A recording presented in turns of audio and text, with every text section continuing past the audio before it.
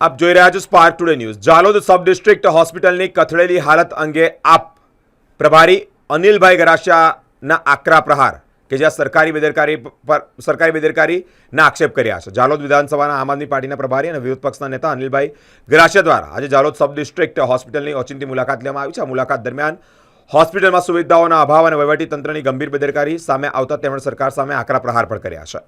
અનિલભાઈ ગરાસિયાએ વિશેષ માહિતી પણ આ અંતર્ગત આપી છે।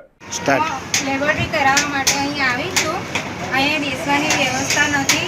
પેશન્ટો આવે છે તો પેશન્ટોને લાઈનમાં ઊભું રહેવું પડે છે, તો બેસવાની વ્યવસ્થા હોય તો પેશન્ટો સારી રીતે લાઈનમાં બેસી શકે। એટલા માટે આવી રીતે રજૂઆત કરું છું। શું નામ છે બેન તમારું? રામોદ સાહિત્રીબેન જીતેન્દ્ર કુમાર। કયા ગામથી આવો છો?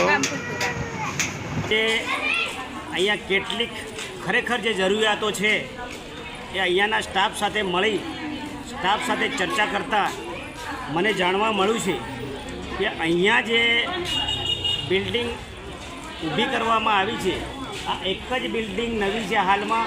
અહીંયા બહુ કન્જેસ્ટેડ હાલતમાં અહીંયા પરિસ્થિતિ છે। દર્દીઓ અહીંયાની અવર જવર માટે કે દર્દીઓની સુવિધા માટે બહુ જ તકલીફ પડી રહી છે। હાલ એક જૂનું બિલ્ડિંગ છે, આ જૂનું બિલ્ડિંગ એની એ જ હાલતમાં છે, ખકડધજ હાલતમાં છે। અને અહીંયા મેં એવું જાણ્યું છે કે નવી બિલ્ડિંગની મંજૂરી મળી ગયેલી છે। 125 બેડની બિલ્ડિંગ અહીંયા મંજૂર થયેલી છે, પણ હાલ સરકારના માધ્યમથી બિલ્ડિંગ મંજૂર તો કરી દેવામાં આવી છે, પણ અહીંયા આ બિલ્ડિંગ બનાવવા માટેની જગ્યા ફાળવવામાં આવી નથી। જો અહીંયા નગરપાલિકા જો જગ્યા ફાળવે આપે તો બહુ સારી એવી સુવિધા દર્દીઓને મળી શકે એમ છે। દરેક પ્રકારની અગવડતાઓ પડે એવી નથી। સાથે અહીંયા ઘણીવાર ઇમરજન્સી કેસીસ પણ આવતા હોય છે। આ ઇમરજન્સી કેસીસ માટે અહીંયા એક જ ગેટ ઊભો કરવામાં આવેલો છે।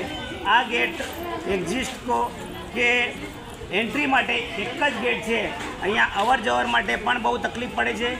સાથે અહીંયા જે સ્ટાફ રૂમ છે, જે સ્ટાફના જે ક્વાર્ટર્સ બનાવવામાં આવ્યા છે, અહીંયા પણ વર્ગ 3 અને વર્ગ 2ના જ અધિકારીઓ કે કર્મચારીઓ રહી શકે છે।